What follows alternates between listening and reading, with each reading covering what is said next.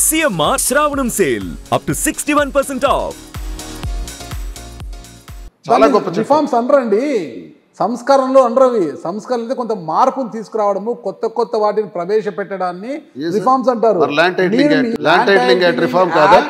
యాక్టే కదా మీ కొంప ముందు. అవునండి, వాళ్ళ భూముల్లో మీరు రాళ్ళు పాతి వాళ్ళ పాస్బుక్లో జగన్మోహన్ రెడ్డి గారు ఫోటో పెట్టడం ఏంటి? అదేం రిఫార్మ్స్ అండి? అసలుకి కొలతలు వేస్తున్నారు, ఆ కొలతలు ఎందుకు వేస్తున్నారు ఎవరికి తెలియదు. వాళ్ళ భూములు రాళ్ళు ఎందుకు బాతున్నారు ఎవరికి తెలియదు. సరైన అవగాహన లేదు వాళ్ళకి. వాళ్ళ పాస్బుక్లో జగన్మోహన్ రెడ్డి గారి ఫోటో, ఆస్తి వాళ్ళదైతే జగన్మోహన్ రెడ్డి గారి ఫోటో ఎందుకు పెడుతున్నారు, ఏం కోసం పెడుతున్నారు తెలియదు. ఇది రిఫార్మ్స్ అంటారా? ఎవరు ఏమనుకున్నా ల్యాండ్ టైటిలింగ్ యాక్ట్కి నేను మద్దతు ఇస్తాను, మనస్ఫూర్తిగా సపోర్ట్ చేస్తాను. ఎందుకు ప్రజలే దాన్ని అర్థం చేసుకోలేకపోయారు. ప్రతిపక్షం దాన్ని తప్పుడు సమాచారం ఇచ్చింది. సార్, ల్యాండ్ టైటిలింగ్ యాక్ట్ పెట్టింది కేంద్ర ప్రభుత్వం, నీతి ఆయోగ్. నీతి ఆయోగ్ ద్వారా ఇతర రాష్ట్రాల్లో కూడా అమలు చేసుకోండి అన్ని రాష్ట్రాలు పెట్టారు. మన రాష్ట్రంలో కూడా నీతి ఆయోగ్ పెట్టినటువంటి ఈ చట్టాన్ని 2019లోనే అసెంబ్లీలో ప్రవేశపెడితే దానిపైన చర్చ జరిగేటప్పుడు పయ్యావుల కేశవ్ బ్రహ్మాండంగా ఇది గొప్ప చట్టం అని కీర్తించినటువంటి వ్యక్తి, నేడు శాసనసభ వ్యవహారాల చూస్తున్నటువంటి వ్యక్తే చాలా బాగా స్వాగతించారు టీడీపీ వాళ్ళు కూడా రోజు. తర్వాత ఆ చట్టాన్ని మీ దగ్గర పెట్టుకుని దాన్ని ఫ్రేమ్ చెప్తాను సార్, దాన్ని ఫ్రేమ్ చేసి కేంద్రానికి పంపించడం జరిగింది.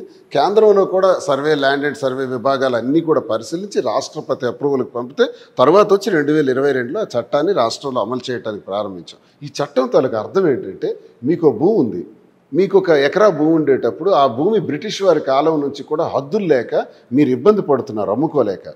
జగనన్న ఏం చేశారంటే ఆ భూమికి హద్దులు వేసి రాళ్లు పాతి జియో కోఆర్డినేట్స్ చేసి జియో పొజిషనింగ్ ద్వారా దానికి ఒక బుక్లో ప్రింట్ చేసి ఆ పుస్తకంలో శాశ్వతంగా 1000 సంవత్సరాలైనా సరే రాయిని నాలాంటి వాడు ఎవరైనా తరలిస్తే లేదు రాయి ఇక్కడే ఉంటుందని చెప్పి జియో కోఆర్డినేట్స్ కూడా ఇచ్చి ఆ భూమిని మీ పేరున శాశ్వతంగా హక్కు కల్పించి భూ సంరక్షణ హక్కు ద్వారా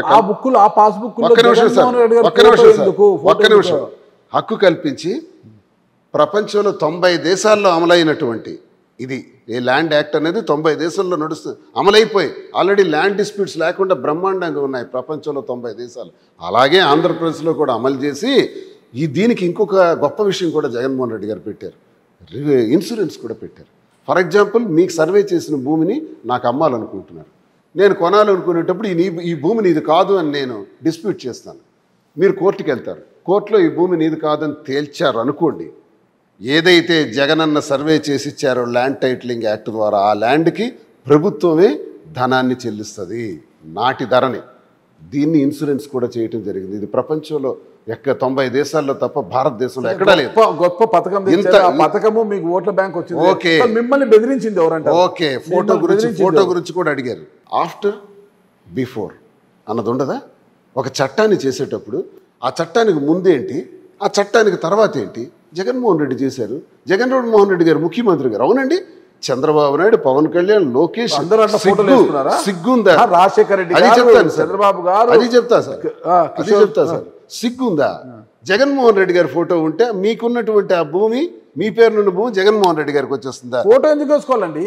ప్రధానమంత్రి ఆవాస్ యోజన కింద 1,80,000 రూపాయలు కేంద్ర ప్రభుత్వం ఇస్తే పేదవాడు ఇల్లు కడుతున్నాడు. దాని మీద ప్రధానమంత్రి గారి తాలూకా ఒక షీట్ స్టోన్ వస్తుంది, ఫోటో వస్తుంది, ఆయన పేరు వస్తుంది.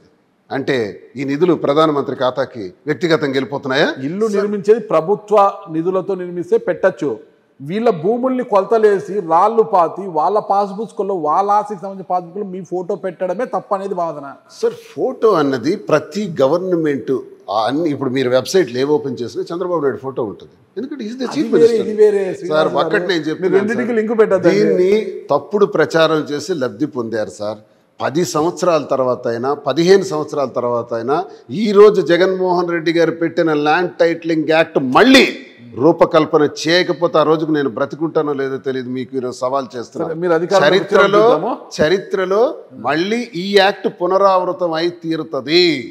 ఆ రోజు జగన్మోహన్ రెడ్డి గారు రిఫార్మ్ ఏంటో అర్థమవుతుంది.